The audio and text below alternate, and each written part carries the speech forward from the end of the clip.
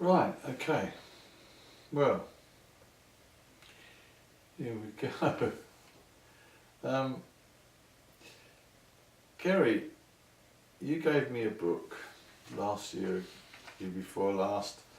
I've been a bit remiss, I haven't done anything with it, but the book says, Dear Dad, from me to you, and it's a book which on the front cover says, A Journal of a Lifetime. And I think what the book intends to do is to capture some of my life's key memories, experiences and feelings, and I can understand that because although I got a bit of it from my mum and dad verbally, and from my great uncle Fred I got some of his memories of World War One. I didn't do that good a job, so I relish this, and I think it's a nice thing to do, not just for you, but for anyone in the future that cares to look at it and see what life was like in the 40s during the middle of World War II. I think to achieve what this book sets out to do, I have to fill it in first, you know, with a pen and things, and that's something that I'd rather not do, I'm not so comfortable with. So at the risk of upsetting you, I've opted to try and achieve what this book intends by telling the story in a media that I understand and know, and that's to this camera, because it also gives us the opportunity of using the wonders of modern technology to show and to tell a bit more of the story than I can tell with a pen. The first chapter, according to the book, is supposed to be for me to tell you about the time and the place when I was born. Well, you will know that I was born in November of 1941, in the middle of World War II, as we were then. So let's set the scene, and I think I can show you here some of what was going on then when I was born. Let's have a look. Permission of Peckham. Face peril and danger with the same grim determination and courage. Amid the rain of bombs and falling masonry, they fight the hell of Hitler's making, while our cameramen record for all time their stupendous task. Caught by blast like some foul giant's breath, and blistered by the intense heat, London's firemen carry on. Here are heroes in action. Well, we'll move on. That's what South London was like, or the whole of London. When my mum and dad were first married, they lived together for a while in a house, large house, with my grandma, my mother's mother, Grandma Weston, with mum's brothers Bill, Len and Arthur, in 30 Goodrich Road in East Dulwich.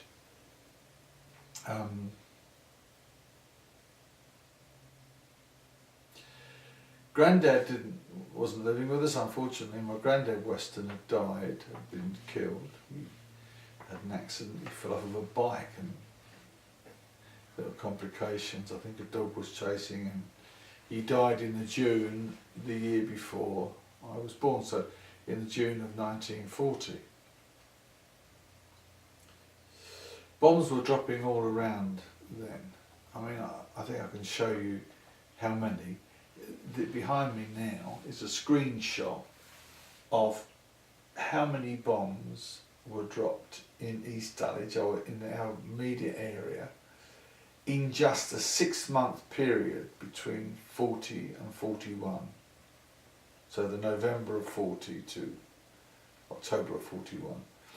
I mean, it increased, but you can see exactly how many. This wasn't the whole of London, this was just, you see in the centre of the screen, you might just see East Dulwich, which is what we're talking about.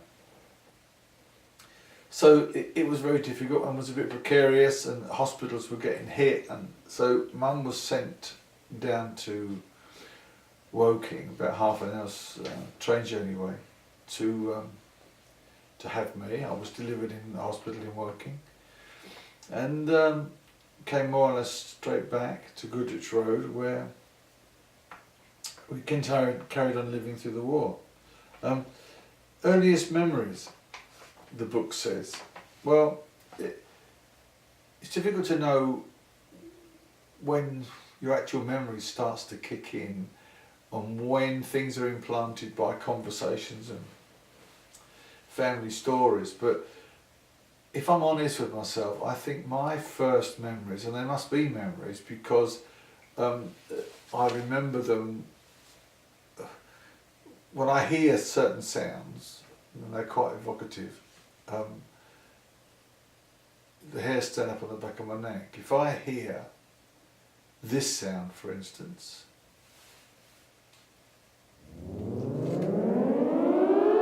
that is the sound of a Carter's air raid siren, and we had one at the top of our road, and it went off. And when it went off, I remember panic, and we would, in the back garden we had a thing called an Anderson shelter, which a lot of houses had. It was a thing that was dug into the ground, made of corrugated iron, and it was half submerged into the ground, and then the top was covered with the soil and the turf that you removed to put it in. It had a small door, and when the air raid siren went off, we would, usually at night, because that was where the bombing raids were, we would go down to this air raid shelter and either sit the night out in there with candles and books and things, or if the all clear sounded, and that was the same siren again but a slightly different sound, that was this sound.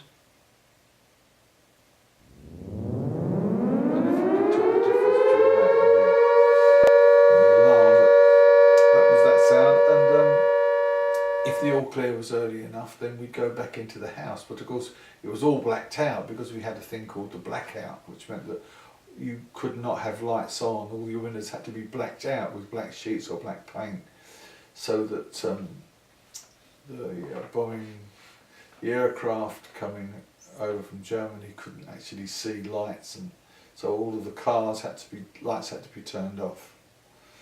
And very often you'd hear air raid wardens shouting out, "Turn that light off, turn that light off." There were people in the streets, lookouts watching for people that were illuminating the properties. So that was probably the earliest memory, that memory of the air raid siren. And of course another one was that of the V1 bomb. V1 bomb didn't start being dropped until about 1940, 41 I think the first one hit London, but this was a thing that was launched from the beaches in Pas-de-Calais in France, and it was a pilotless winged bomb that was flown by an early pulse jet engine that had a strange sounding thing. And when I hear that now, that really jogs some memory in the back of my mind. And I remember when you heard that noise and you knew that bomb was coming, because that wouldn't always be at night, that could be any time, because they had no fear of being shot down because there were no pilots in it. But although anti-aircraft took some out, but when it came, this is the noise of we called them doodlebugs. So there were V1, some called them buzz bombs, but that's we knew it's a doodlebug. This is a doodlebug. The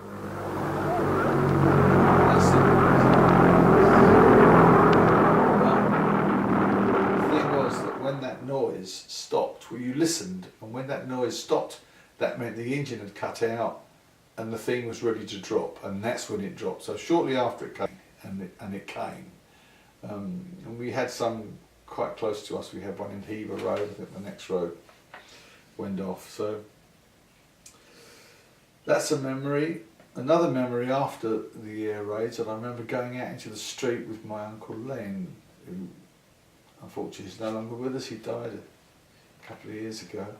But we used to go out, and he used to show me to pick up shrapnel, looking for pieces of small bits of metal munitions or bullets or fragments of bombs that would be in the road or in the street.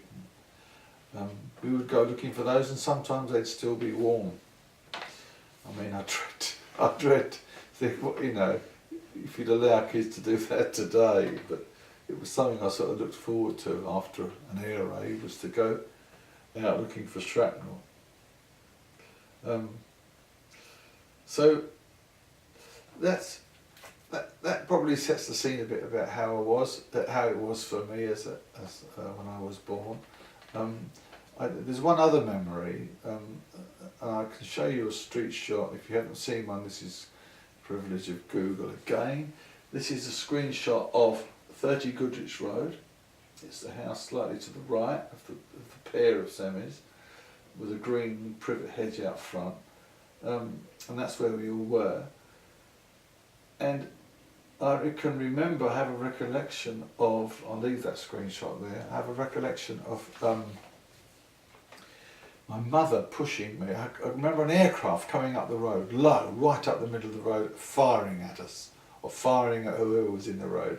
And I remember my mother pushing me behind a coping, which was a low wall in the front garden of the house next door. You can see the wall now on the house at number 28, but it was different then. It's now painted or rendered, but it was just a brick wall with a small railing on it.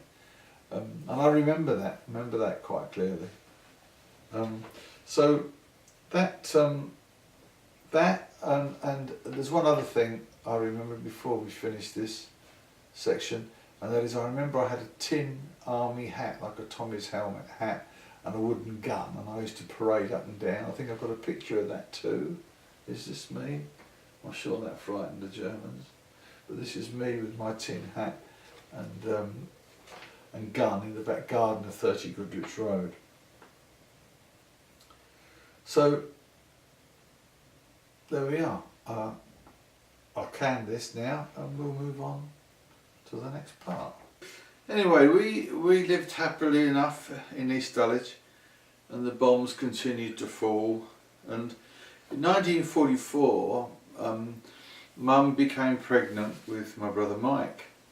And with so many of us living in one house and with a baby on the way, it became necessary to move. And houses were obviously in fairly short supply because they kept blowing the buggers up. So there was an initiative to build all this temporary housing, which was due to last for 10 years, called prefabs, and there were 4 or 5 different types. And we had this flat-roofed prefab we managed to get hold of. We had one allocated to us, and it was extremely modern by those standards of the 40s. I mean, it had a toilet indoors and a bath, which we didn't have. I mean, in Goodrich Road we had, the toilet was in the garden.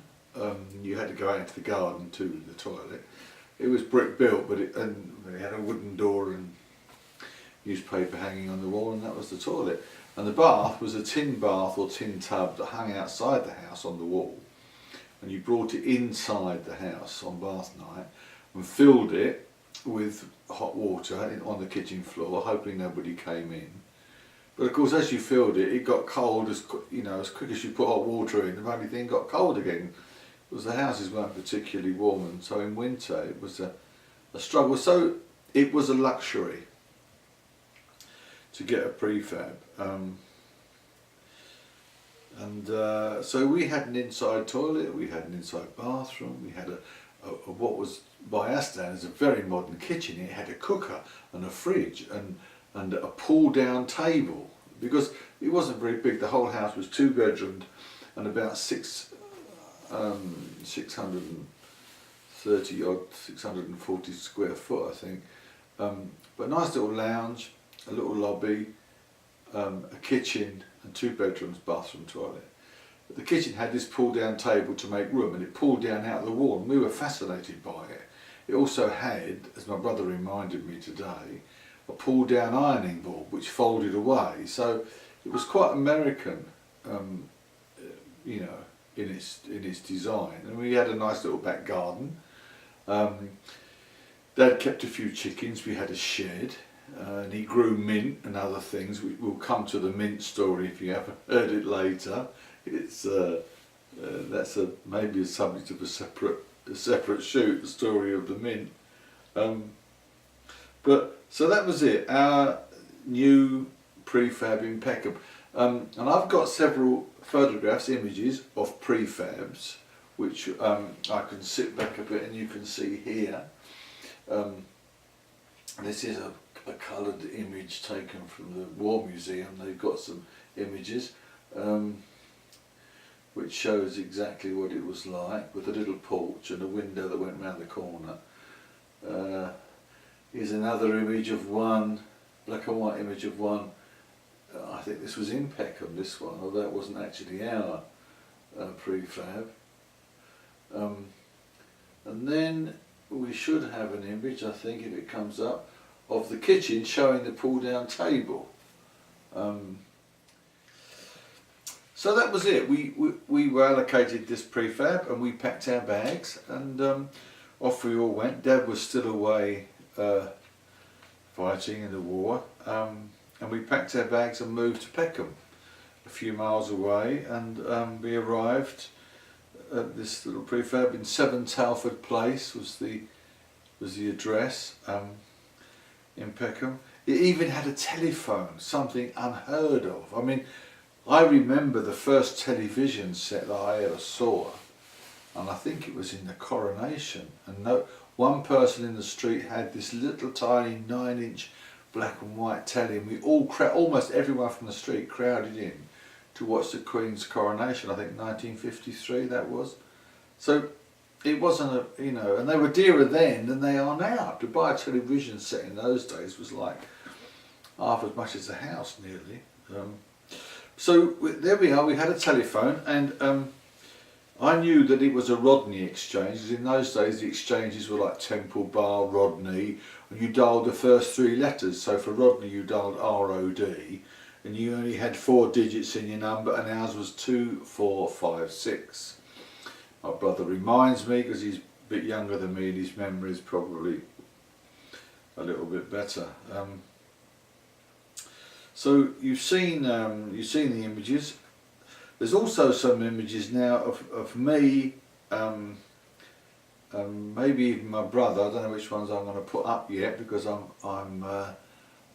I'm speaking this and then I edit it afterwards and put the pictures in. So here should be some pictures of one here with me, I think, at the gate, at the garden gate in Peckham, of our prefab. Then there should be this one with me with a jackdaw on my shoulder. This was a pet jackdaw that I had. It was given me by my mum's brother, my Uncle Len, that some of you watching this would have met. He died a couple of years ago, and it fell out of a tree. He was working in Lordship Lane somewhere, and this nest of jackdaws, and one was alive, and he gave it me.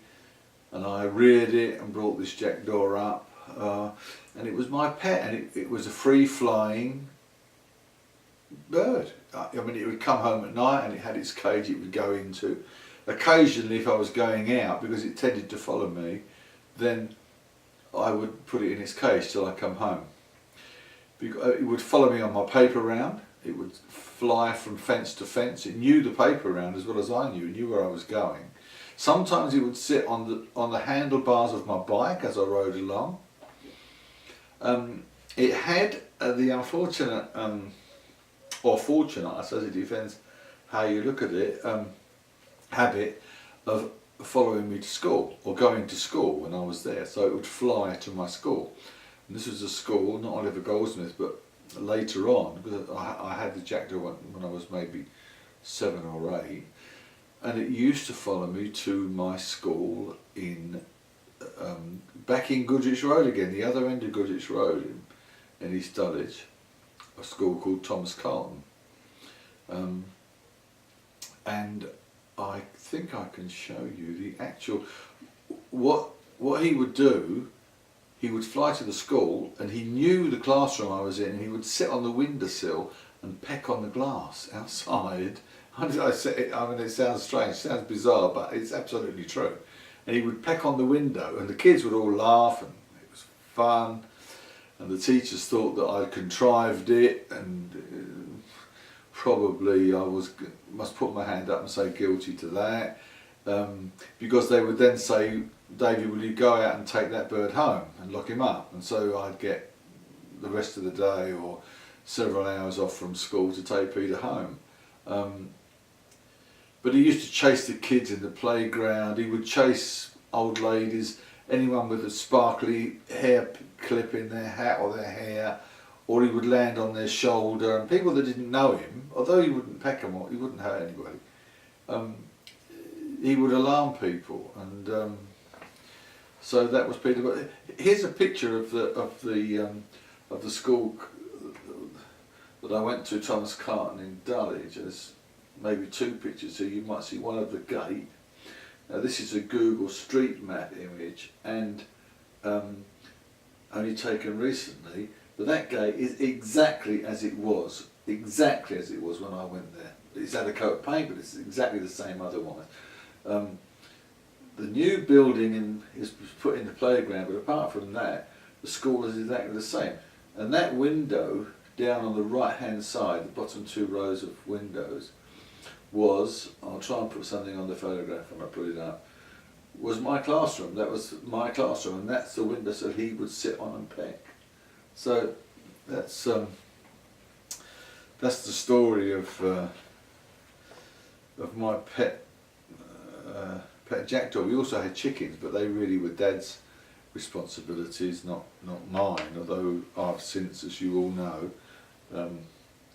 become an employer of chickens, and excuse me, what must you think of me drinking tea while I'm working? Anyway, so we're now in Peckham. I'm getting a bit older, and I have many more memories of this period of my life, because of course I was that bit older. And I remember largely empty streets where kids could play, and we'd run around. I remember we'd play a lot on bomb sites, because every road had bombed out houses, I mean flattened houses. So we'd play on bomb sites, hunting for loot as we called it, and we'd find all sorts of things that had been there when the unfortunate people had been bombed, usually died or usually away in hospital, and we would play on those bomb sites. And I think I've got a poem here somewhere. I've got a very nice book here written by a guy called Dan Coleman that I've had donkey's years, and Dan Coleman is the same. He's a bit older than me. I think he's now 83 or 4, so he was 10 years older than me, living in exactly the same part of London during the Blitz. And some of these poems that he writes, they're really quite evocative. I'll read you one.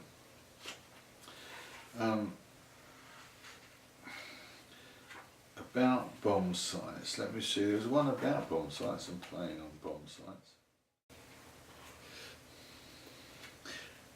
Okay, yeah, so here's a little poem by Dan Coleman that really tells a story of, or one of the stories of what life was like and how we played on bomb sites. I remember London and London in the Blitz. I was very young indeed and living at the Ritz. I remember firebombs, V1s and then V2s, and jackets bought from barra boys and half worn out big shoes. I remember bomb site digs and all the things we found, like tins of Vaseline and combs all buried in the ground, reels of cotton, boot polish, and sometimes tins of fruit. We used to dig on bomb sites and share out all the loot. I remember other things like being bombed one night and Mrs. King, who lived next door, the night she died of fright. And going to the pictures maybe 4 or 5 times a week of Mrs. Hook, who caned us if ever we dared to speak. But school wasn't bad in those days, we hardly ever went. We used to bunk in cinemas through windows of the gents. And everything was rationed and everything was short, except my clothes from Barrow Boys that my father bought. I mean, that's exactly what it was like. Pictures, that was our only fun, pictures, and playing in the street, playing on bomb sites, and playing games. I mean, I remember there were many games we played. I mean, as I said before, the streets were empty, so when I say the streets, I'm talking about the middle of the road. It was like a playground. You could run about and play games, and hopscotch we used to play, which I think you girls still play today, and we'd draw the hopscotch in the middle of the road, not on the pavement, and we'd play hopscotch there. But we played a series of games, and I think the most popular, apart from Knockdown Ginger, which wasn't a very friendly game because it entailed knocking at old people's doors and running away, or tying a piece of cotton to a door knocker, stretching it across the road to another door knocker, and then you would knock one, run away. When she opened the door, saw there was no one there and closed it, the opening of the door lifted the door knocker the other side of the road, and when she closed it, that would knock, so it perpetuated the thing, you know. But of course they got used to it, and they soon realised that it was our game, and someone would get a thick ear or they'd tell your mum. But other games we played that I remember very well was Tin Tan Tommy, which was a game, and all you needed for this game was a tin can, an empty tin can. And of course there was an abundance of empty tin cans. So there might be 6 or 7 or 8 or 10 or 12 of you playing the game, and one of you, one way or the other, would be nominated as it. You were going to be it, so you were the first person to have to retrieve the can. And the way that was sometimes decided was by using ick hack ock, as we called it, which was, used to say ick hack ock. It's what you call paper stone scissors, I think it's called today, but the same thing anyway. Whoever was selected as it, one of the other lads would take the tin can, an area would be selected as home, which very often was by a lamppost or the middle of the road somewhere. You put a cross on the ground. Someone would hurl the tin can as far as they possibly could down the road. And the guy that was it would then have to walk off and retrieve it and come backwards to home with his tin can. Now while he was doing this, while it was doing it, we'd all scatter and hide, and we'd hide behind brick walls, down copings, behind trees, anywhere you could find. And the object of the game was that the guy that was it had to somehow see where you were, and to prove he knew where you were, he had to bang the tin can 3 times on the floor and say, "Tin Tan Tommy, I see Brian hiding down Mrs. Green's coping." And if Brian was indeed down Mrs. Green's coping, then it was incumbent on him to get up, out, and he then became it. But if, while the person that was it was wandering about looking, trying to see, leaving his home base unguarded for a minute, if somebody could get back to that tin can and say "Tin Tan Tommy" and bang it 3 times on the ground, then the guy that was it remained it, and the game started again. So it sounds a bit convoluted, but it was good fun, and we played it for hours and hours on end. Another game we played was marbles, which I don't know if kids still play marbles. They collect glass marbles, but we had glass marbles, and all the kids played marbles. Marbles and cigarette cards we used to collect. And the game of marbles was played the simple game, you flicked a marble with your thumb like that across the road, or it normally ended up in the gutter because that was a natural stopping place for the marble, you know. You flicked a marble, and then the guy you were playing against had to flick one of his to try and hit your marble. If he hit it, your marble became his marble, and he then had an extra one. If he missed it, it was then your turn, wherever his marble was, to hit that, and you went on and on and on like that until someone hit someone's marble, you took it, and he started the game with a fresh marble. So at the end of the day,